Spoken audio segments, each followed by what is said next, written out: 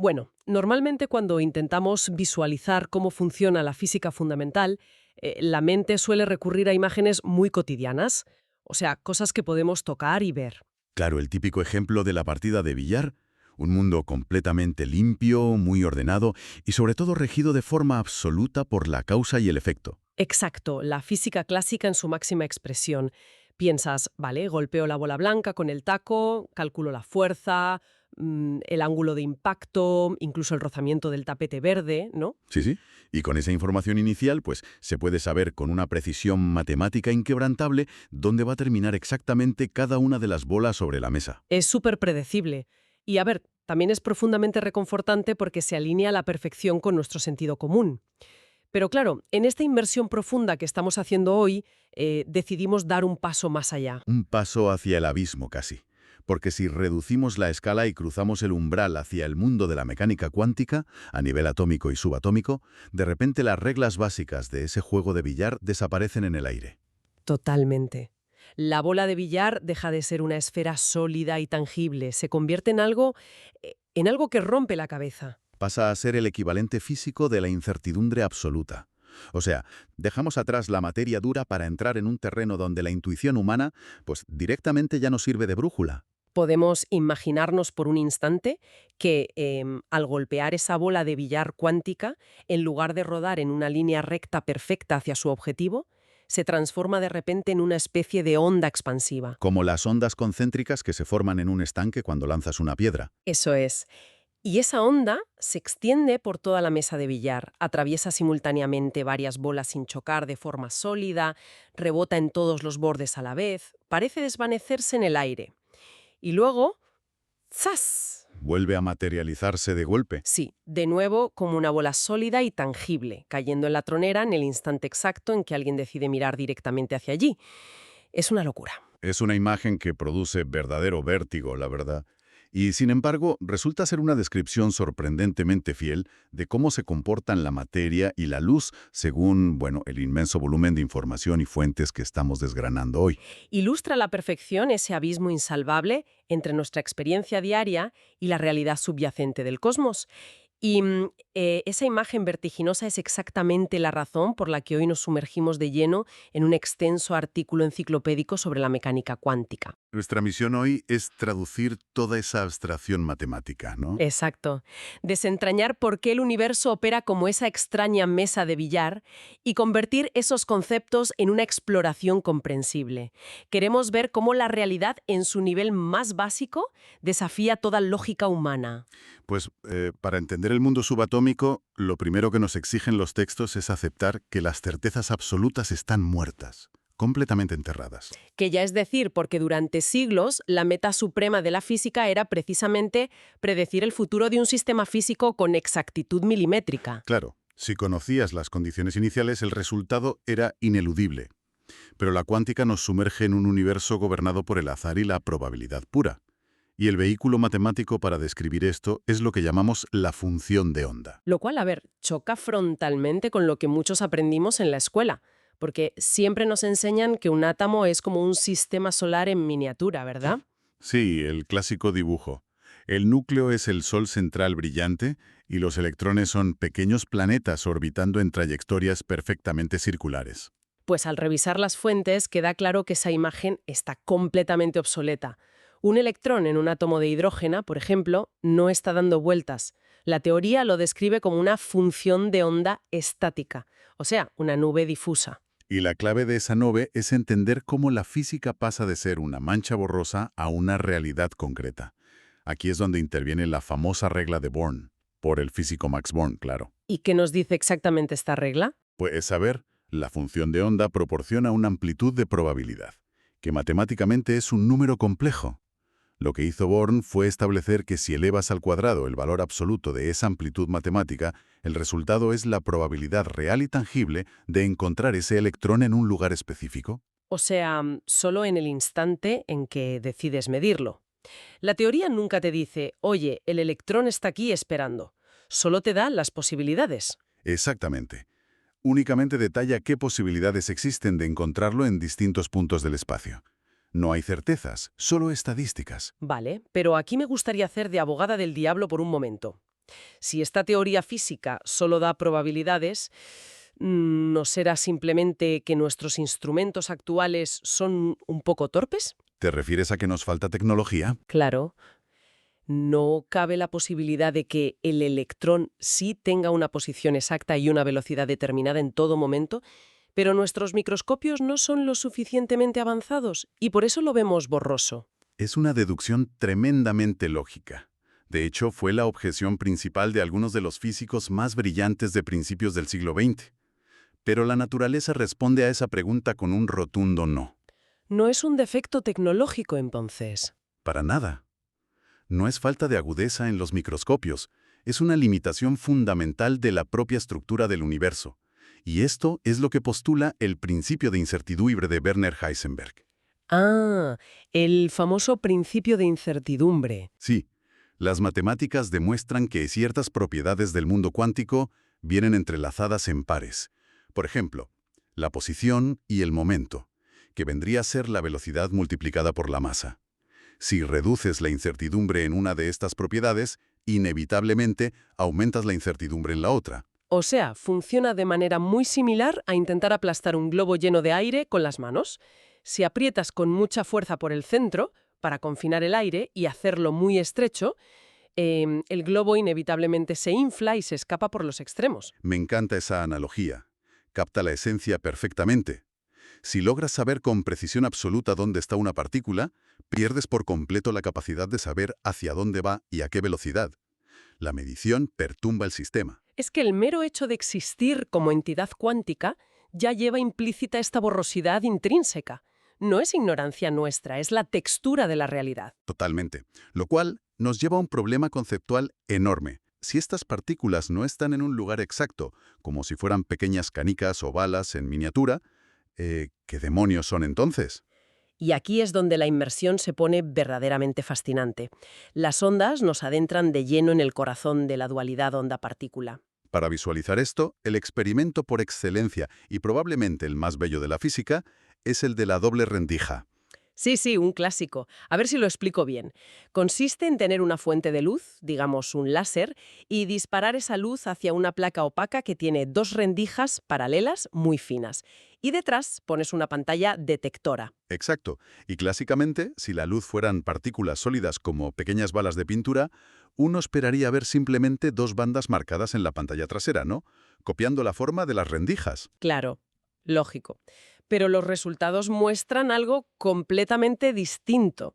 En la pantalla no aparecen dos líneas, sino un patrón de interferencia. Múltiples bandas brillantes y oscuras alternadas. Y ese es el comportamiento clásico e inconfundible de una onda. Es lo mismo que pasa si miras las olas del mar chocando contra un rompeolas, con dos huecos. Las olas pasan, se expanden, chocan entre sí. Y en algunos puntos se suman creando crestas altas y en otros se cancelan dejando zonas planas. O sea, el patrón demuestra que la luz se comporta como una onda que atraviesa ambas rendijas a la vez. Interfiere consigo misma. Pero ojo, que el experimento tiene un giro desconcertante. Cuando analizas la pantalla de cerca, la energía no impacta de forma continua. Impacta en puntos minúsculos, discretos. En forma de partículas, los famosos fotones. Eso es. Y lo que desafía aún más la lógica, si los científicos deciden poner detectores justo en las rendijas para observar físicamente por qué agujero exacto pasa cada fotón, ¿sabes qué pasa? Que el patrón de interferencia desaparece al instante. Es de locos. Los fotones, al ser observados, vuelven a comportarse como balas ordinarias y solo forman dos bandas aburridas al final. Pareciera que la partícula sabe que la están vigilando. Es alucinante. Y para profundizar en esta extrañeza, los textos también detallan el interferómetro de Mach-Zehnder. A simple vista parece un laberinto complicadísimo de espejos, pero demuestra concretamente que una partícula puede estar en dos lugares a la vez. ¿Cómo funciona ese dispositivo exactamente? Pues básicamente, introduces un fotón individual en el sistema y se encuentra con un divisor de haz, una bifurcación. El fotón tiene un 50% de probabilidades de tomar una ruta superior y un 50% de tomar la inferior. Vale. Las matemáticas de la luz al final del recorrido solo cuadran si asumimos que el fotón no elige una ruta en secreto. De hecho, viaja por ambos caminos de forma simultánea.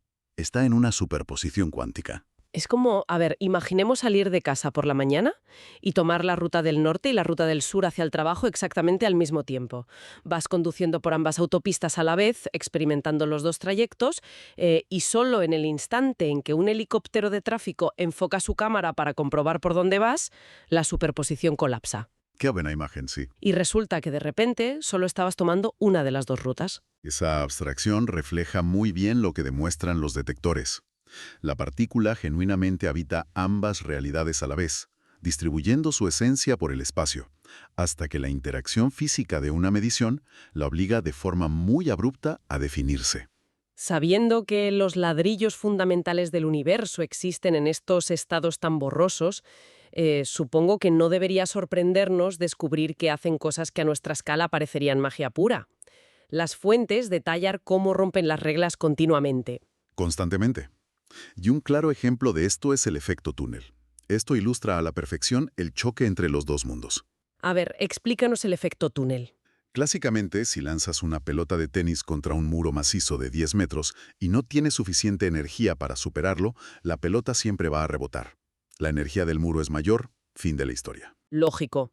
Pero del reino cuántico, la partícula no es una pelota, es una función de onda extendida en el espacio, claro. Exacto.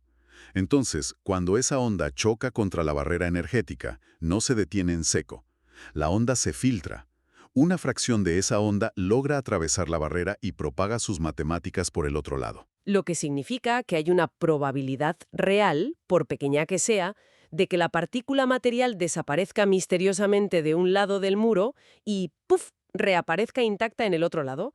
Ha atravesado un muro sólido sin tener la energía para romperlo. Es un comportamiento fantasmal. Y fíjate, es la razón por la que estamos vivos ahora mismo, ¿Por qué? por el Sol. Totalmente. Sin el efecto túnel, el Sol no brillaría. En el núcleo estelar, los protones se repelen con una fuerza electromagnética colosal.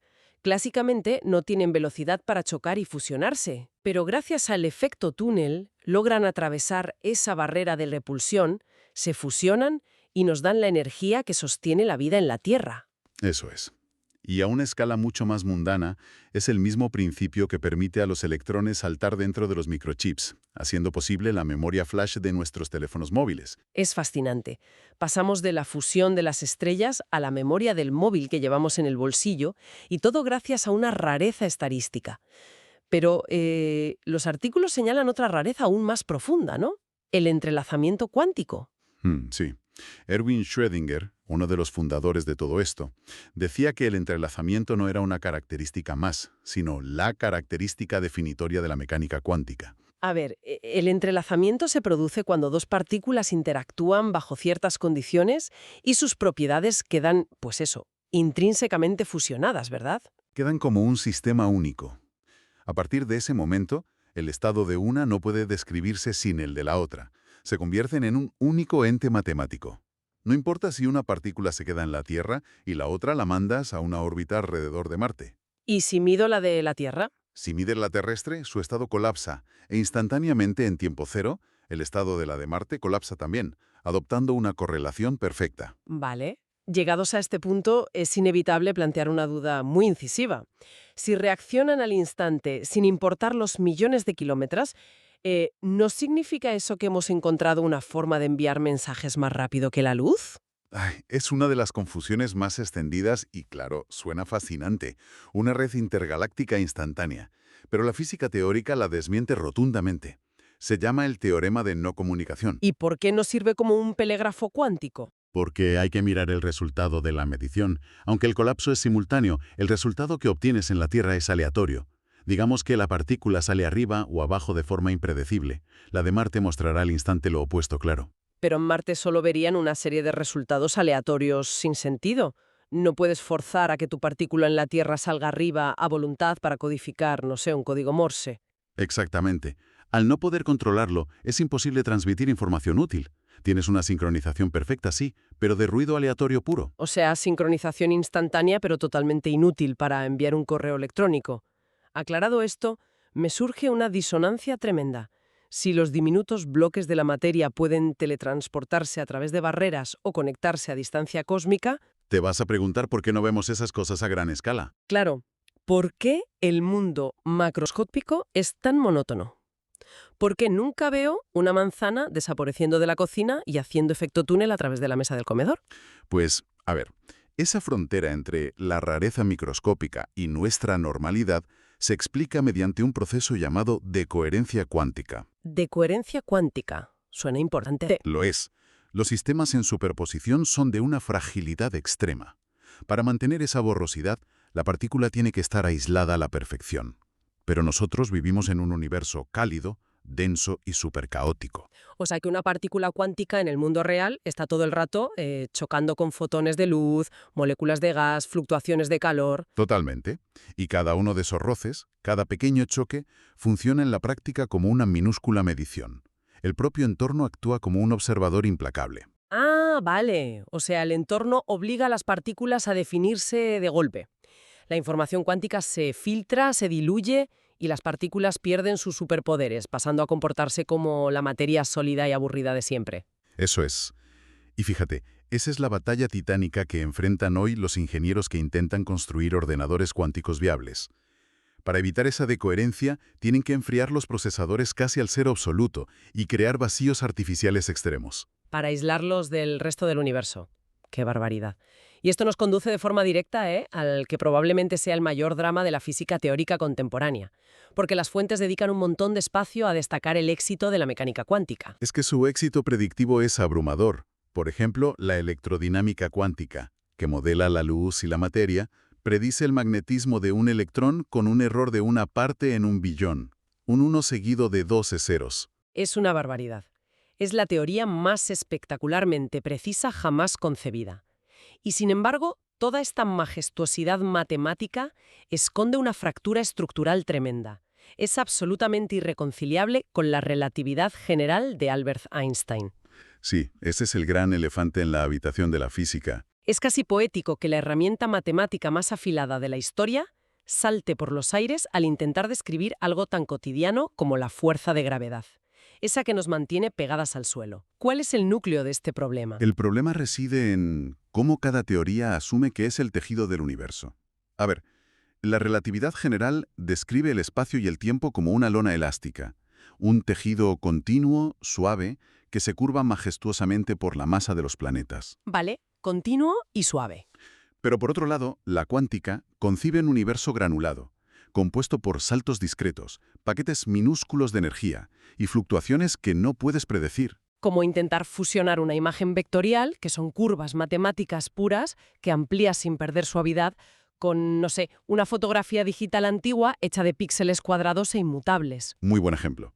Y cuando intentan superponer estas dos matemáticas en entornos extremos, como el interior de un agujero negro, donde la gravedad es inmensa y el espacio es microscópico, las ecuaciones directamente colapsan, arrojan infinitos sin sentido. Y de ahí nacen todos estos esfuerzos titánicos por formular una teoría de la gravedad cuántica, ¿no? Las lecturas mencionan la teoría de cuerdas, la gravedad cuántica de bucles. Sí, hipótesis enormes que intentan sustituir partículas por filamentos o decir que el espacio está tejido por anillos cuánticos.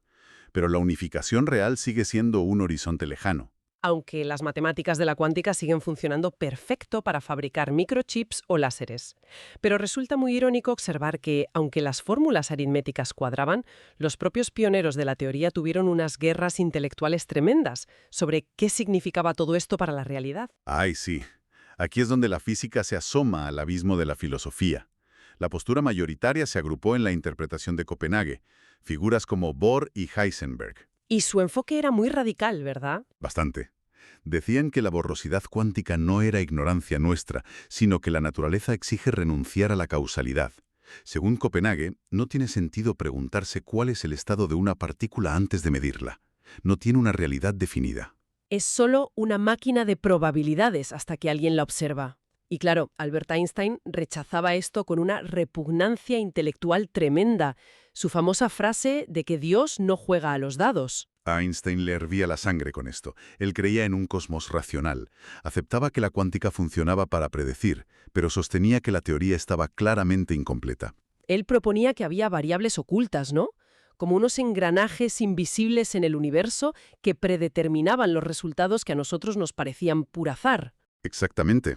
Y para intentar demostrar lo absurdo de la cuántica, formuló junto a dos colegas la paradoja EPR, por Einstein, Podolsky y Rosen. Fue un dardo directo al corazón del entrelazamiento cuántico. Claro, porque si medir una partícula afecta a su pareja al otro lado de la galaxia, eso requeriría lo que Einstein llamaba una acción fantasmal a distancia, una señal más rápida que la luz violando su propia relatividad. Eso es.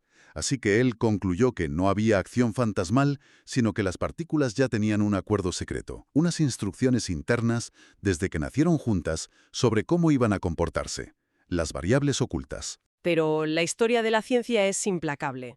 Décadas más tarde se demostró que la intuición de Einstein estaba equivocada, gracias a John Bell, en los años 60, que trasladó este debate filosófico a las matemáticas. Bell demostró con un teorema que si el universo operaba bajo las variables ocultas de Einstein, el grado de correlación estadística entre partículas nunca podría superar un límite numérico estricto, las famosas desigualdades de Bell. ¿Y qué pasó cuando pusieron a prueba ese teorema con láseres y experimentos en los años 80? Pues que los resultados fueron unánimes y devastadores para Einstein. Los pares de partículas cuánticas violaban consistentemente las desigualdades de Bell. Superaban ese límite. O sea, se erradicó cualquier posibilidad de un acuerdo secreto previo entre las partículas. Se demostró que el universo no obedece a un determinismo local. La acción fantasmal y la falta de definición previa son reales. Totalmente innegables. Y al demoler las variables ocultas y ver que la interpretación estándar deja dudas sobre cómo ocurre ese colapso de la superposición, pues las mentes teóricas han propuesto cosas que rozan la ciencia ficción pura. La interpretación de los muchos mundos de Hugh Everett. Aquí es obligatorio traer a la mascota oficial de la cuántica, el famoso gato de Schrödinger. Pobre gato, la verdad. A ver, en este experimento mental lúgubre, pones a un gato en una caja sellada con un frasco de gas letal y un átomo radiactivo. El átomo tiene un 50% de probabilidades de desintegrarse, liberar el gas y, matar al gato. Según la superposición, mientras la caja esté cerrada, El sistema existe en un estado combinado. Matemáticamente, el gato está vivo y muerto de forma simultánea. y la propuesta de Everett para solucionar esto fue eliminar la necesidad de que la función de onda colapse al mirar. En los muchos mundos, el colapso no existe. La ecuación se desarrolla literalmente y ambas realidades ocurren de verdad. Sí, lo hacen dividiendo la trayectoria del universo mismo en ramas independientes y paralelas que ya nunca se vuelven a comunicar. Madre mía, marea pensarlo. O sea, cada vez que abres la caja, el investigador, el laboratorio, la Tierra entera se dividen físicamente en realidades paralelas. En una rama, el investigador ve al gato sano. En un universo paralelo recién creado, una copia idéntica del investigador ve el trágico desenlace. Bajo esta óptica, la realidad física es un multiverso infinito que se ramifica de forma incesante en cada milisegundo. Y nosotros solo experimentamos la ilusión de avanzar en línea recta. Matemáticamente puede ser muy elegante y limpio porque quita de en medio al dichoso observador, pero filosóficamente es un peaje monumental, billones de copias de ti mismo generándose cada segundo. Y como la teoría prohíbe que estas ramas se comuniquen, pues comprobarlo experimentalmente parece imposible. Sigue siendo un debate fascinante. Ya lo dijo Richard Feynman.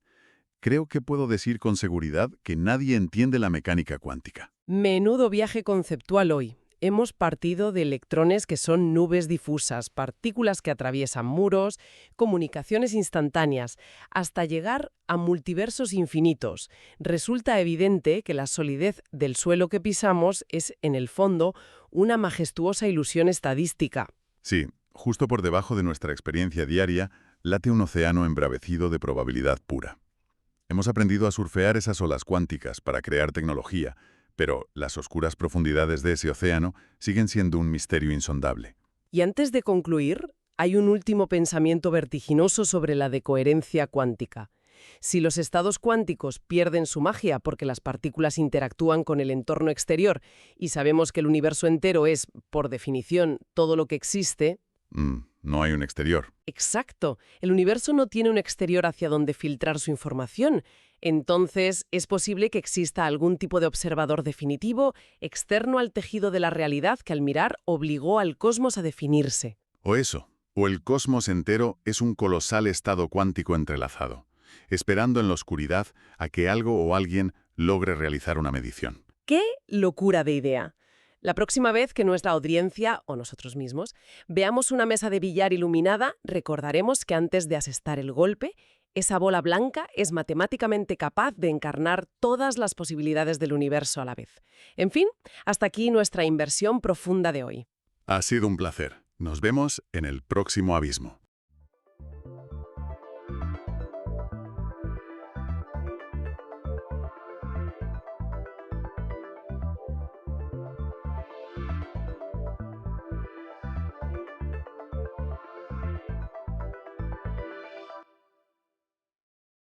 En el año 1508, un cazador de recompensas literarias entró en la abadía de Corvey. Esto está en Alemania.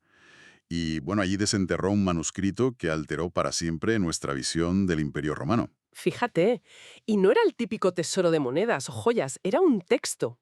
Un texto que básicamente exponía todas las entrañas de la élite de Roma. Todo lleno de intriga, de paranoia, sangre. Madre mía, sí. Hoy nos sumergimos en los anales del historiador y senador romano Publio Cornelio Tácito. Y para esta inversión documental tenemos una investigación, exhaustiva, que explora de dónde sale esto, el contenido y la asombrosa supervivencia de esta obra clásica. Porque, a ver, lo que hace que este documento sea tan crucial, y la verdad es que es lo que vertebra nuestra charla de hoy, es cómo representa la absoluta fragilidad de la verdad histórica. Totalmente. El historiador Ronald Mayor, por ejemplo, define los anales como la cúspide de la escritura histórica romana. Pero es que, más allá de narrar las sombras del siglo I después de Cristo, la propia existencia del documento es un milagro. Ya envuelta en siglos de desaparición. Exacto. Desapariciones, acusaciones de fraude literario. Todo esto nos obliga a preguntarnos cuánta de nuestra historia universal depende literalmente de la pura casualidad. Vale, vamos a desgranar esto, porque la figura de Tácito rompe radicalmente con esa idea del cronista distante, ¿no? Del tipo que escribe desde fuera. Sí, él estaba dentro, muy dentro. Claro, era un cénabur romano, alguien incrustado en toda la maquinaria del poder imperial, más o menos entre los años 105 y 116 después de Cristo. Imaginemos por un momento a un auditor forense actual o a un alto cargo del gobierno que, de pronto, decide desclasificar los archivos más secretos. Es una analogía buenísima, porque Tácito tenía acceso directo a las actas senatus. Los registros oficiales. Eso es, los registros oficiales y secretos de las sesiones del Senado romano. Y, a ver, lo fascinante de esto es cómo procesaba Tácito esa información, porque no se dedicaba simplemente a transcribirlas. Menudo aburrimiento si no, claro. Exacto. Esos registros eran súper áridos, pura burocracia. Listas de nombramientos, actas fiscales, veredictos de juicios por traición, todo muy frío. Y él le da la vuelta. Totalmente. Tácito funciona aquí como un detective. Lee entre líneas para sacar las motivaciones ocultas detrás de cada decreto oficial. O sea, convierte un simple registro de exilio en una radiografía loquísima de la paranoia imperial. Y su ambición no era pequeña, precisamente. Al unir estos escritos con su obra anterior, Las Historias, quería ofrecer una crónica ininterrumpida desde la muerte de Augusto hasta la de Domiciano. Una obra monumental, vamos. 30 libros en total. 30 libros, sí. Sabemos por los escritos de San Jerónimo que existía una colección completa en la antigüedad. Pero claro, a día de hoy sobrevive más o menos la mitad. Una tragedia historiográfica, la verdad. Y tanto. Tradicionalmente se asignan 16 libros a los anales, cubriendo desde el año 14 hasta el 68 después de Cristo. O sea, de Tiberio a Nerón.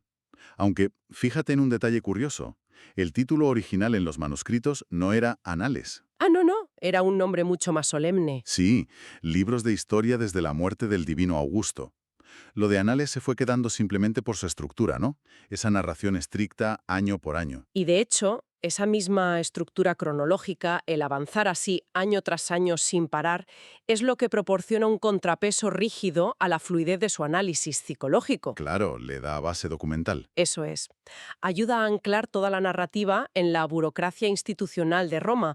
Le da una pátina de objetividad gubernamental a lo que en el fondo es una disección implacable de cómo se desmanteló la República. Una disección que, revela una visión del poder súper paradójica, Porque Tácito no es que pida una revolución para derrocar al emperador. No, para nada. Él es muy pragmático. Eso es, reconoce el Principado, el sistema imperial unificado, como algo ineludible. Después del caos de la República tardía, admite que Augusto trajo estabilidad, pero a la vez muestra cómo esa misma paz pudre a las instituciones desde dentro. Convirtiendo a la aristocracia en una clase servil. Y aquí, a ver, aquí tengo que plantear algo que me parece desconcertante, un conflicto gordo. Tácito era senador, formaba parte de esa misma élite. Sí, estaba sentado en esos mismos escaños. Pues por eso, ¿no resulta súper contradictorio e incluso hipócrita que describa a sus propios compañeros como una panda de aduladores cómplices de la tiranía? O sea, es una condena a sí mismo. Es una pregunta buenísima. Y, a ver, si conectamos esto con el panorama general, ese nivel de acidez hacia su propio entorno refleja el inmenso conflicto interno que tenía Tácito. Es un pensador muy atormentado. Atormentado por el pragmatismo, ¿verdad? Exactamente. Por un lado, él valora la administración centralizada, la paz en las fronteras. Es un hombre de Estado, al fin y al cabo. Pero, por otro lado, siente un rechazo visceral al ver cómo la antigua dignidad republicana ha desaparecido. Sustituida por la adulación pura y dura para sobrevivir. Claro, y esto explica su postura tan crítica frente a una cosa que se llamaba el exitus illustrium virumum. Las muertes de los hombres ilustres. Eso es, esa tendencia de resistencia pasiva que se puso súper de moda entre la nobleza durante el reinado de Nerón, básicamente terminaban en suicidios altamente teatrales. Ah, sí. Convertir tu propia muerte en un espectáculo político. Como diciendo, esta es mi última gran declaración contra el tirano. Pues a Tácito eso le parecía inútil, esténil y hasta egoísta. Vaya, Sí, sí. Él pensaba que un suicidio estoico y grandilocuente podía inspirar obras de teatro muy bonitas. Pero, a ver, no lograba gobernar una provincia, no protegía las fronteras. ni evitaba que el tirano siguiera haciendo de las suyas. Exacto. Para él, el verdadero heroísmo bajo una dictadura no era el martirio vanidoso, era el sacrificio silencioso. Quedarte ahí, trabajando por el bien público, navegando la tiranía sin sucumbir a ella y sin buscar la salida fácil. Menuda visión tan descarnada del deber cívico. Y esa misma agudeza clínica la usa para construir los perfiles de los emperadores, explicando cómo la tiranía te corroe la mente por completo. El perfil de Tiberio es magistral en ese sentido. Sí, porque ilustra una caída gradual. Al principio casi ni se nota. Tácito no te lo presenta como un monstruo sediento de sangre en la página 1. No, te lo presenta como un militar supercapaz. Eso es. Un general que hasta parece reacio a asumir el poder absoluto. Pero claro, poco a poco se va aislando. Deja que la paranoia domine sus decisiones y termina gobernando a través del terror, escondido en su retiro. Ves el proceso de putrefacción moral desde dentro. Totalmente. Y en contraste el enfoque con Nerón, bueno, ahí no hay ambigüedad ninguna. Cero. Nerón es retratado como la tiranía desbocada, un narcisismo destructivo en estado puro. Y estos perfiles psicológicos, claro, tienen consecuencias tangibles. Devastadoras, sentencias de muerte, incendios de ciudades. Y aquí es donde se pone muy interesante, porque intentar comprender todo esto hoy es como ver una serie dramática de altísimo presupuesto. Vemos de cerca a Tiberio. Vemos el ascenso de Sejano, el prefecto de la Guardia Pretoriana, que maniobra hasta envenenar a Druso. El propio hijo del emperador. Menuda trama. De locos. Tiberio se larga a la isla de Capri, desata los juicios por traición. La cosa avanza con un detalle que te atrapa. Y de repente, ¡pam!, nos topamos con un muro. El libro 5. Casi desaparecido. Perdemos de vista buena parte de la caída del propio Sejano. Y fíjate, ese vacío es solo un aperitivo del verdadero abismo historiográfico que viene después. Buf, sí. Porque tras acabar el libro 6, con la muerte de Tiberio en el año 37, el relato se corta de forma catastrófica. Nos faltan los libros del 7 al 10 enteritos. Madre mía, un abismo monumental. O sea, nos quedamos sin el reinado de Calígula por completo. Todo Calígula borrado. Y los primeros años de Claudio nos quitan la perspectiva interna del Senado en uno de los momentos de mayor inestabilidad, cuando el sistema casi colapsa. Es que cuando la narración vuelve, en el libro 11, ya estamos en el año 47, a mitad del reinado de Claudio. Ya ha pasado de todo. Claro, en esos libros recuperados, el 11 y el 12, vemos cosas increíbles. La caída y ejecución de la emperatriz Mesalina. Telita con Mesalina. Ya te digo, la resistencia en Britania con Caratacus y la decisión política que lo cambia todo. Claudio adopta a un joven llamado Nerón. Lo que nos lanza de cabeza a los libros 13 al 16, una espiral de caos brutal. Tácito detalla cómo Nerón planea el asesinato de su madre Agripina, el gran incendio de Roma. La revuelta de Boudica en Britanio. Exacto.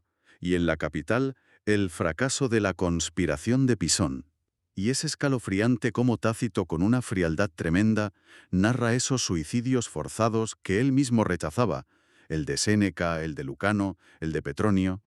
Es que ese libro 16 adquiere un ritmo agobiante, claustrofóbico, de verdad. Las purgas, la persecución a la nobleza. Parece que Tácito estaba preparando el terreno para justificar que ese régimen iba a colapsar sí o sí. Llevándonos hacia la guerra civil del año de los 4 emperadores que ya había contado en las historias. Exactamente. Pero entonces, a mediados del año 66 después de Cristo, se corta. En seco, la última frase se queda ahí, suspendida, antes del clímax de Nerón. Nos falta la bisagra exacta entre los anales y las historias. Es desesperante. Mucho. Y contemplar esta laguna nos obliga a plantearnos el misterio inverso. A ver, sabiendo cuánta información se ha perdido para siempre, ¿cómo sobrevivieron los fragmentos que sí tenemos? Es que la procedencia de los anales es un rompecabezas logístico que sobrevivió de milagro a la Edad Media. Los manuscritos no aparecieron todos juntos en una caja fuerte. Que va, aparecieron a cuentagotas. Totalmente. La segunda mitad, los libros del 1 al 16, salieron de la biblioteca de la Abadía de Montecassino, en Italia. Se cree que los descubrieron en el siglo XIV humanistas como Zanobi da Strada o el mismísimo Giovanni Boccaccio. Boccaccio, el del Decamerón. Ese mismo. Y por otro lado, la primera sección, los libros del 1 al 6, se quedaron ocultos hasta 1508. En la abadía de Corvey, en Alemania, que comentábamos al principio. Exacto. Descubiertos por Giovanni Angelo Arcimboldi de forma totalmente independiente.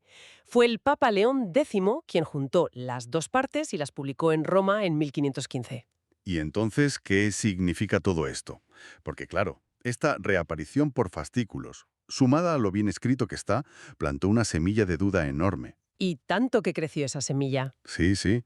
En el siglo XVIII, Voltaire, por ejemplo, dudaba del rigor histórico de Tácito. Lo veía más como un dramaturgo que como un cronista. Pero es que en el siglo XIX la cosa mutó a conspiración total. Las teorías de fraude, claro. Autores como John Wilson Ross o Polidore Hogarth decían sin despeinarse que todos los anales eran una falsificación medieval, que los había escrito un solo tío en el siglo XV, el humanista italiano Poggio Bracciolini. Y, a ver, esto plantea una pregunta importante sobre cómo vemos la historia hoy. No es solo la acusación en sí, es ¿por qué sospechaban? ¿Por qué crees que sospechaban tanto? Pues porque la narrativa de Tácito encaja demasiado bien con nuestra visión moderna de un tirano. Sus reflexiones son tan cínicas, tan afiladas, que a los críticos del siglo XIX les explotaba la cabeza pensando que solo había escrito un senador del siglo I rodeado de burócratas. Les parecía demasiado bueno para ser real antiguo, ¿no? Exacto. Demasiado perfecto, demasiado literario, veían ecos de la política del Renacimiento y asumieron que alguien se había inventado esas intrigas de corte y las había proyectado a la antigua Roma. Es fascinante. De verdad, usaron la inmensa brillantez de Tácito, su capacidad para entender la mente humana, como prueba en su contra.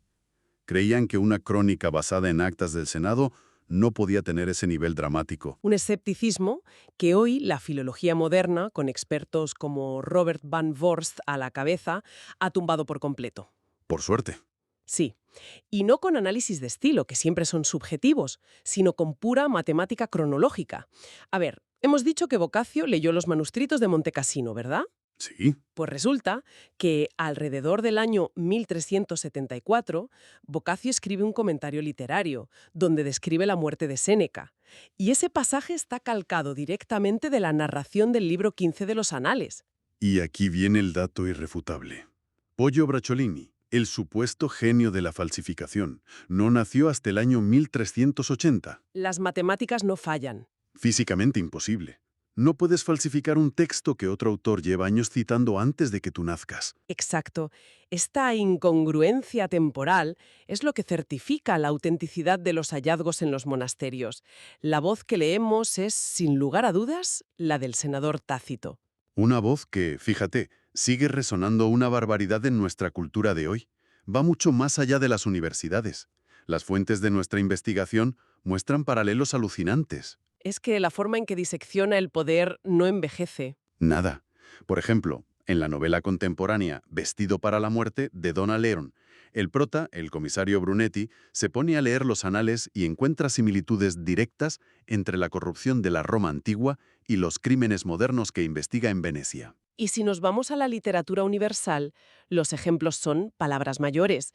En El maestro y Margarita de Mikhail Bulgakov, la obra de Tácito es el centro de un debate intelectual superpotente. Sobre cómo se manipula la verdad histórica, ¿no? Eso es, usan la mención que hace Tácito sobre la crucifixión de Jesucristo para reflexionar sobre qué es verdad y qué es invención. Y tampoco podemos olvidar a Borges. En su cuento El jardín de senderos que se bifurcan, el protagonista ve a un joven leyendo los anales en un tren justo antes de una misión fatal. Borges usa a Tácito como símbolo del peso aplastante de la historia sobre nosotros. Todas estas referencias nos demuestran que la advertencia de Tácito es atemporal. Han pasado 2000 años, pero los mecanismos del miedo, la sumisión, el colapso moral, son calcados a los de hoy. Y esto, la verdad, nos devuelve de lleno a lo que comentábamos al principio, la inmensa fragilidad de la verdad. Sí, Gran parte de nuestra historia universal, esas certezas absolutas sobre gigantes como Tiberio, Claudio o Nerón, casi todo descansa sobre las notas de este hombre que revisaba archivos a puerta cerrada. Y toda esta obra magna estuvo a 1 milímetro de desaparecer. es un pensamiento que da vértigo, ¿eh? Mucho. Pensemos a que si un monje anónimo en Corboy hubiera cogido ese pergamino para, no sé, encender una chimenea en invierno, o si la humedad de Montecassino se hubiera comido 100 páginas más, Nuestra comprensión de Roma y de la tiranía misma sería completamente distinta. radicalmente distinta. Y esa es la verdadera dimensión del estudio del pasado. Solemos imaginar la grandeza de Roma como algo inamovible, tallado en mármol. Y en el fondo está sostenida por un hilo finísimo de tinta en un monasterio. Un hilo del que pende nuestra memoria colectiva. Creo que es algo fundamental para tener en mente la próxima vez que nos cuenten una narrativa histórica o cuando miremos a los poderosos de hoy. Totalmente de acuerdo. Bueno, pues con esta reflexión concluimos nuestra inversión documental de hoy sobre Publio Cornelio Tácito y los misterios de sus anales. Sigamos siempre cuestionando, analizando y asombrándonos con las fuentes que nos explican el mundo. Hasta la próxima.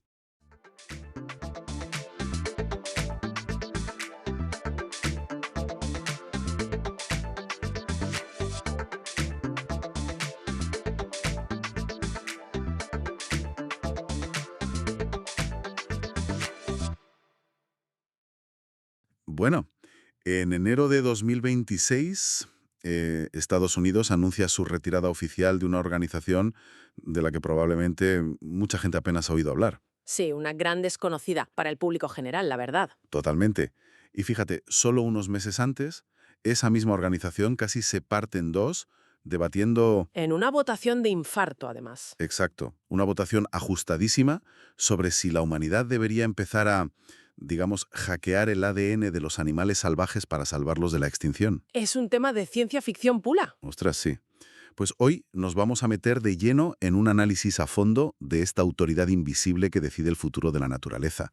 Hablamos de la Unión Internacional para la Conservación de la Naturaleza, la UICN, por sus siglas. Y a ver, es vital entender la magnitud de lo que estamos analizando hoy. No estamos hablando de un grupo de activistas con pancartas. ¿Ya no es eso para nada? Para nada. Es una maquinaria burocrática enorme que lleva operando desde 1948 y que básicamente redacta las leyes que gobiernan el medio ambiente global. Es que es muy fuerte.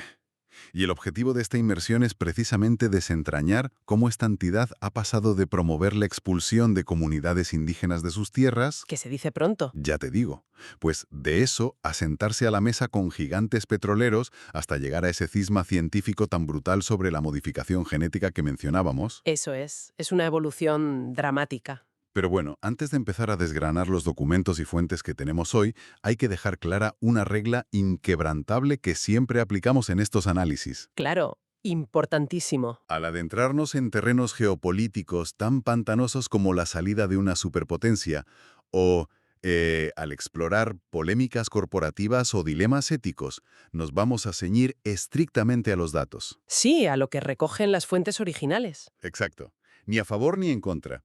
El propósito aquí es cartografiar la complejidad del debate para quien nos escucha, no emitir sentencias. Pues sí, porque la historia de la conservación está llena de decisiones que hoy resultan bastante difíciles de encajar. Totalmente. Para comprender cómo la UICN llega a debatir sobre editar el ADN en 2025, primero hay que entender, bueno, qué significaba para ellos la palabra conservar cuando se fundaron. Claro, el contexto histórico. Exacto. Viajamos a 1948 a Fontainebleau, en Francia, bajo el paraguas de la UNESCO y con el impulso de su primer director general, el biólogo británico Julian Huxley, nace esta unión.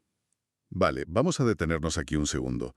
Porque la idea de proteger la naturaleza que tenían en esa época chocaba, pero frontalmente, con la realidad de las personas que vivían en ella. Chocaba muchísimo, ¿sí? Las fuentes hablan de un enfoque, digamos, norteño u occidental, que dio lugar al famoso modelo Yellowstone. El famoso modelo, sí. Para que nos hagamos una idea, es como si alguien decide salvar un edificio histórico de la ruina, pero su primera medida es desahuciar por la fuerza a la familia que lleva siglos manteniéndolo en pie. Es una analogía muy buena, la verdad. Es que, ¿cómo justificaban esto a nivel científico? Pues a ver, la premisa científica de la época establecía una dicotomía absoluta. O sea, el ser humano por un lado y la naturaleza prístina por otro. Como si fueran incompatibles. Exactamente. Se creía que cualquier actividad humana, incluso la de pura subsistencia, degradaba el entorno. El modelo Yellowstone exigía vaciar grandes extensiones de terreno de cualquier presencia humana. Para crear áreas protegidas estancas, ¿no? Como burbujas. Eso es.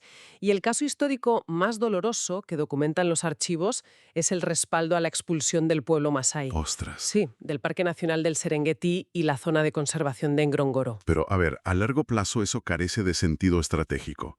¿Cómo pretendían que un plan de conservación funcionara si, por puro diseño, convertían a los habitantes locales en enemigos? Enemigos acérrimos, además. Sobre cómo algunas de estas zonas vaciadas terminaban sirviendo a las élites coloniales. Para organizar safaris exclusivos y demás. Exacto, para que los británicos fueran a cazar. Es muy hipócrita. Pues fue un fracaso operativo y social brutal, que, fíjate, casi les cuesta la existencia. A esa hostilidad sobre el terreno hay que sumarle una fragilidad financiera abrumadora en esos años. Estaban sin blanca. Tal cual. En la década de los 50, cuando la UNESCO les recortó los fondos, la organización estuvo a punto de desaparecer. Madre mía. Sí.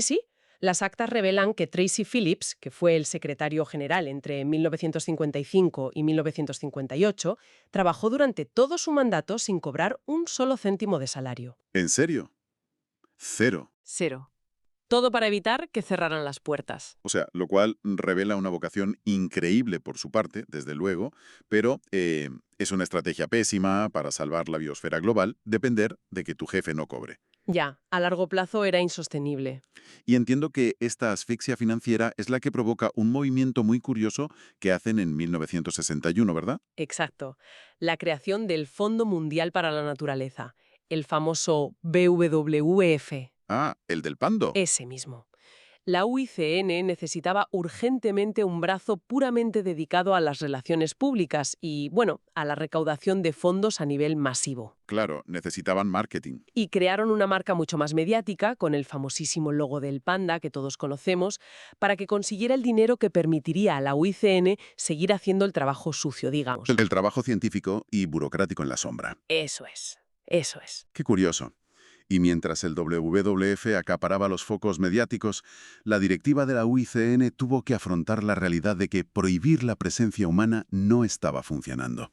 Tuvieron que hacer autocrítica, sí. Y las fuentes señalan el año 1980 como un punto de inflexión radical en esto, con la publicación de un texto, La Estrategia Mundial para la Conservación. Sí, es un documento clave. Es, digamos, el documento fundacional de lo que hoy conocemos como desarrollo sostenible. Nada menos. Imagínate. La organización reconoció formalmente que la única manera de proteger los ecosistemas era garantizar el bienestar económico de las comunidades que dependían de ellos. O sea, pasaron de construir fortalezas para aislar la naturaleza a intentar integrar la biodiversidad dentro de la economía humana global. Un cambio de paradigma total. De aquí es donde la cosa se pone realmente interesante en nuestra inmersión, porque al aceptar que los humanos forman parte de la ecuación, necesitan medir el impacto de la humanidad. Y en tiempo real, además. Claro. Y para eso montan una infraestructura que, sinceramente, parece sacada de un ministerio de ciencia ficción. Hablamos de una sede central enorme en Gland, en Suiza. Ajá. Y tienen más de 1.400 miembros, que no son personas físicas, sino que incluyen gobiernos enteros y miles de ONGs. Es una red gigantesca. Gigantesca. Y hay algo histórico aquí. Desde 2016, las organizaciones de pueblos indígenas tienen su propia categoría de voto oficial. Que era algo muy demandado después de todo lo del Serengeti que hablábamos. Claro, es como cerrar el círculo. Y FIFA que, no olvidemos su verdadero motor. Tienen unos 16.000 científicos y expertos voluntarios organizados en comisiones técnicas por todo el mundo. 16.000. Sí, un ejército intelectual, que además no organiza manifestaciones en las calles. Su poder real es la información. Su producto más célebre, que empezaron en 1964, es la lista roja de especies amenazadas. Vale, espera, vamos a aclarar esto, porque creo que es clave. A ver. A simple vista, parece solo un catálogo. Un libro con nombres de animales. ¿Cómo es que una lista elaborada por científicos voluntarios llega a, no sé, paralizar la construcción de una autopista o a cambiar las leyes comerciales de un país soberano? Pues por el mecanismo legal que esa lista activa. Ajá, La lista roja no es solo un documento consultivo, es el engranaje central de muchísimos tratados internacionales. o sea, tiene peso legal. Muchísimo. Cuando los científicos de la UICN deciden mover, por ejemplo, a una especie de rana de la categoría vulnerable a en peligro crítico, esa recategorización desencadena protocolos automáticos en todo el mundo. Automáticos. Sí, activa cláusulas en convenciones como CITES, que para quien no lo conozca es el tratado que regula el comercio internacional de especies. Entendido. O sea, si un animal entra en la categoría crítica en esa lista, las fronteras de los países se cierran automáticamente a la comercialización de esa especie. Exacto. O de los productos derivados de su hábitat. ¡Qué barbaridad! Y sin necesidad de que los políticos de cada país tengan que sentarse a debatir y aprobar una nueva ley nacional. Es automático, sí. Y no solo eso, instituciones financieras internacionales enormes, como el propio Banco Mundial, exigen evaluaciones de impacto ambiental basadas en la lista roja. Ostras, si tocas la cartera. Claro, si un proyecto de infraestructura, un puente o una presa cruza un hábitat crítico definido por la UICUE, el Banco Mundial te retira la financiación al instante. ¡Wow! Por eso tienen un poder silencioso tan inmenso. Tienen estatus de observador en la ONU y, de hecho, fueron los arquitectos detrás de la Convención de Ramsar para proteger humedales. ¡Qué súper importante! Y hasta redactaron los criterios naturales de la Convención de Patrimonio Mundial. Son literalmente los guionistas de la película. Nadie ve sus caras, pero escriban todas las líneas de diálogo que de verdad importan en el derecho ambiental. Totalmente. Y recientemente, las fuentes destacan mucho que han acuñado otro concepto nuevo, las soluciones basadas en la naturaleza, que empezaron a impulsar a partir de 2016. ¿Esto qué cambia en la práctica? Pues cambia el paradigma de la ingeniería civil frente al cambio climático. A ver, explícame eso. Tradicionalmente, si una ciudad costera sufría el impacto de la subida del nivel del mar, la respuesta gubernamental era, bueno, verter millones de toneladas de hormigón para construir un dique. Lo clásico. Lo de siempre. Pues el concepto de soluciones basadas en la naturaleza dictamina, con datos, que es más barato y mucho más eficiente restaurar un bosque de manglares autóctono. Ah, claro, porque el hormigón se agrieta, se degrada con las olas y requiere un mantenimiento carísimo a lo largo de los años. Exacto. Mientras que el manglar crece de forma natural, amortigua el oleaje por sí solo, captura carbono de la atmósfera y encima sirve de guardería para los peces locales. Es que es brillante. Es una solución integral, sí. Pero a ver, aquí hay una conexión lógica que parece llevarles directos a su etapa más polémica, según los documentos que estamos viendo. Ya, entramos en terreno pantanoso. Sí, porque si la Weekend determina que la solución no es aislar áreas protegidas, sino cambiar cómo funciona la economía, y la infraestructura global entera Tarde o temprano iban a chocar con los gigantes. iban a tener que lidiar con los dueños de esa economía, las grandes corporaciones multinacionales. Y la deducción que haces es correctísima. La evolución del pensamiento de la UICN condujo inexorablemente al sector privado. Era inevitable. A partir de 1996, y ya más consolidado en 2003 con el Programa de Empresas y Biodiversidad, la organización asumió un pragmatismo severo. ¿A qué te refieres con severo? A que si las corporaciones extractivas y las de consumo generan el mayor impacto sobre la biosfera, emitir informes desde un despacho en Suiza ignorándolas es inútil. Ya, tienen que mancharse las manos. Hay que sentarse en sus salas de juntas. Pero seamos realistas un segundo. Porque las fuentes documentan que en 2007 iniciaron una asociación formal de 5 años con Shell, Sí, la petrolera. uno de los mayores gigantes de hidrocarburos del mundo. Y también mencionan colaboraciones con Coca-Cola en Vietnam para temas de acceso al agua. Sí, todo eso está en los registros. Sabiendo además que el 61% de la financiación de la UICN proviene de ayudas estatales y donaciones externas. O sea, suena exactamente a que están vendiendo su prestigioso logo a cambio de cheques millonarios. Es la crítica principal que reciben, desde luego. ¿Cómo lidian los documentos internos con esta acusación directa de estar facilitando el greenwashing, el ecoblanqueo, los mayores contaminadores del planeta? Pues a ver, las fuentes muestran que este es el debate interno más feroz de la organización. Me lo imagino. Las organizaciones ecologistas más estrictas que están dentro de la propia membresía de la UICN argumentan exactamente lo que tú dices. ¿Qué es un lavado de cara? Claro, que estas alianzas erosionan la credibilidad de la ciencia, proporcionando una pátina de legitimidad a empresas cuyo modelo de negocio central sigue siendo totalmente incompatible con la conservación. Es que es lógico pensarlo. Entonces, ante esa presión, ¿cuál es el contraargumento de la directiva para mantener estas alianzas y arriesgar tanto su reputación? El argumento institucional se basa puramente en el impacto a escala. ¿Escala de qué tipo? Ellos señalan que asesorar a Shell sobre cómo mitigar el daño en una zona específica de extracción o dictar a multinacionales de consumo cómo deben gestionar las cuencas hídricas, pues tiene un efecto correctivo sobre el terreno muchísimo mayor que el activismo de confrontación. O sea, prefieren lograr un pequeño cambio en un gigante que quejarse desde fuera sin lograr nada. Exacto. Es una apuesta constante de altísimo riesgo. Intentar reformar el capitalismo global desde dentro, pero intentando no perder el alma institucional en el proceso. Vaya equilibrio tan precario. Y bueno, todo esto nos lleva al punto de ebullición absoluto documentado en nuestras fuentes, cubriendo los eventos de 2025 y 2026. Aquí es donde la cosa explota. Porque si lidiar con corporaciones ya generaba tensiones, las crisis recientes parecen romper todos los esquemas conocidos. Empecemos por la sacudida geopolítica, que no es pequeña. La salida de Estados Unidos. Un evento histórico, sí. Los despachos confirman que, en enero de 2026, la administración del presidente Donald Trump anunció la retirada formal del país de la membresía de la UICN. Geopolíticamente el impacto de esto es sísmico. Claro, porque la organización cuenta con delegaciones de más de 170 países. Exacto. Y perder a una superpotencia mundial no solo supone un agujero enorme en la financiación y en la participación científica, sino que altera directamente la legitimidad de los futuros acuerdos globales que emanen de la Asamblea. Claro, si Estados Unidos no está en la mesa, el peso de lo que se decida es distinto. Y ciñéndonos a las fuentes, esto refleja cómo los tratados medioambientales internacionales son extremadamente vulnerables a los ciclos electorales de cada país. Totalmente dependientes de la política interna, sí. Pero bueno, por dramático que sea este abandono geopolítico, la fractura interna que se vivió apenas unos meses antes, en octubre de 2025, es aún más asombrosa si cabe. El famoso Congreso Mundial de la Naturaleza. En Abu Dhabi, las fuentes muestran cómo la comunidad científica se divide por la mitad debatiendo sobre biología sintética.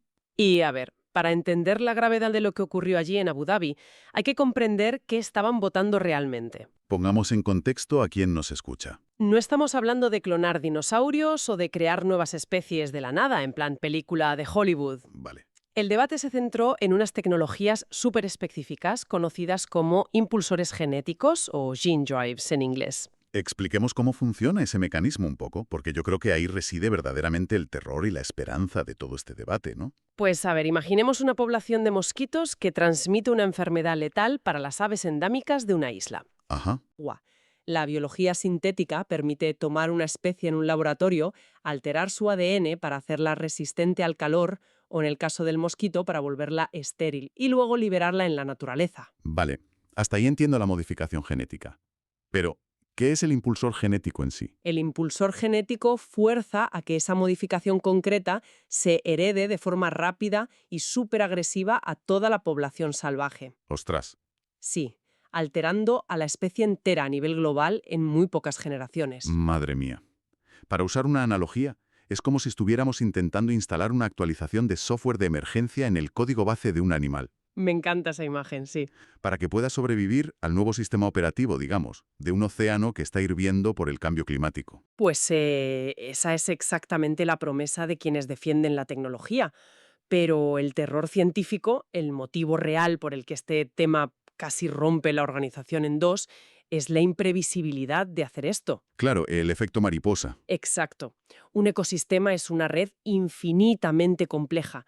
Si se libera una especie con genes modificados para que colapse su propia población y deje de ser una plaga local, y de repente ese gen salta a otros continentes, Ah, claro, porque los animales migran. claro, podríamos erradicar accidentalmente un eslabón entero de la cadena trófica global. Destruyendo ecosistemas enteros sin querer. ¡Qué locura! Y así es como llegamos a la famosísima votación de la moción 133 en el Congreso. La moción de la discordia. Las fuentes indican que esta moción exigía pisar el freno de emergencia, pedía una moratoria, una pausa cautelar, argumentando que el riesgo de liberar organismos genéticamente modificados en entornos abiertos es incalculable. Y que debía prohibirse la experimentación en especies silvestres por completo.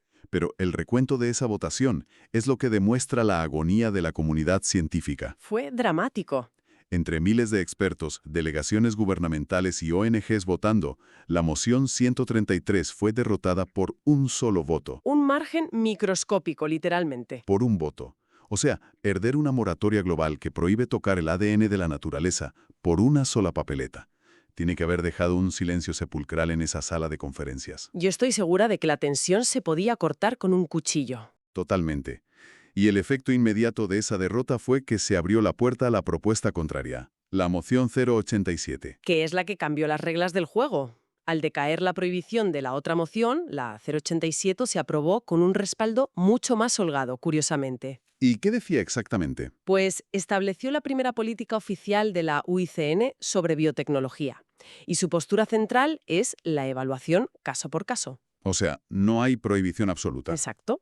Institucionalmente, la organización acepta ahora que la ingeniería genética puede ser una herramienta legítima de conservación, siempre y cuando se analicen los riesgos de cada intervención específica de forma aislada. Las posturas que reflejan los documentos sobre este resultado, claro, son irreconciliables. Los detractores ven esto como la victoria absoluta de los lobbies biotecnológicos. Los acusan de venderse, claro. Argumentan que se ha traicionado el pilar más básico de la ecología, que la naturaleza salvaje debe evolucionar bajo sus propias reglas, no bajo diseños patentados en un laboratorio. Tienen un punto válido, desde luego. Pero, mientras tanto, la defensa de quienes apoyaron la moción 087 es de puro pragmatismo de supervivencia. A ver, ¿cómo lo justifican en las fuentes? Argumentan que el ser humano ya ha alterado la química del planeta de forma irreversible. Ya la hemos liado, digamos. Exacto. El cambio climático destruye los hábitats a una velocidad que la evolución natural simplemente no puede igualar. No les da tiempo a adaptarse. Eso es. Desde su perspectiva, negarse a usar herramientas genéticas para ayudar a las especies a adaptarse a estos climas extremos que nosotros mismos hemos provocado no es pureza ecológica, es sentenciarlas a la extinción segura. Claro, lo ven como una obligación moral de arreglar lo que hemos roto usando todas las herramientas que tengamos. Exactamente. Pues esto resume a la perfección el colosal viaje de esta inmersión profunda que hemos hecho hoy. Ha sido intensísimo. Hemos visto cómo una organización que nació en la posguerra, intentando proteger paisajes prístinos, mediante la expulsión por la fuerza de poblaciones locales, tuvo que chocar con la dura realidad y virar hacia el desarrollo sostenible. Tuvieron que adaptarse o morir, y hemos analizado cómo pasaron de estar literalmente en bancarrota a construir la mayor red de datos científicos del mundo. Transformando sus catálogos y listas rojas en leyes internacionales automáticas. Eso es fascinante.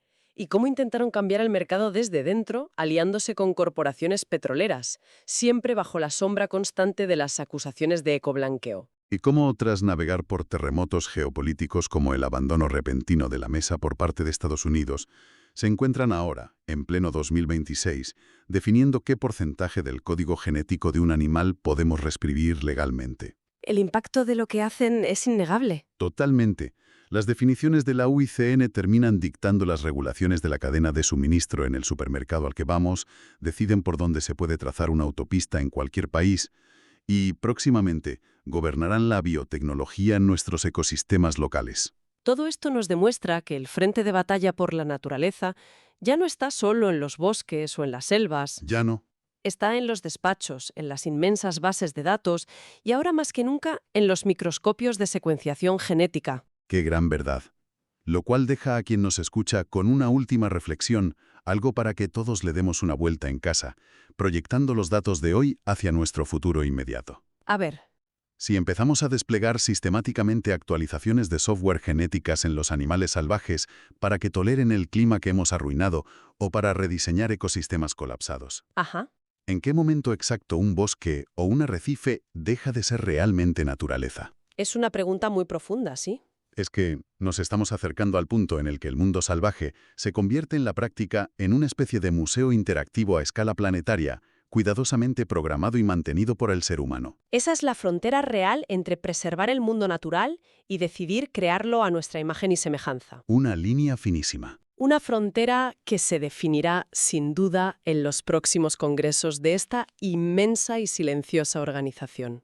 Pues, con esa monumental duda sobre la mesa, concluimos nuestro análisis de hoy. Ha sido un recorrido vertiginoso por la sala de máquinas del medio ambiente global. Invitamos a nuestra audiencia a mirar más allá de las etiquetas y las simplificaciones y a seguir cuestionando cómo se toman las decisiones invisibles que moldean el planeta. Hasta la próxima inversión a fondo. Hasta la próxima.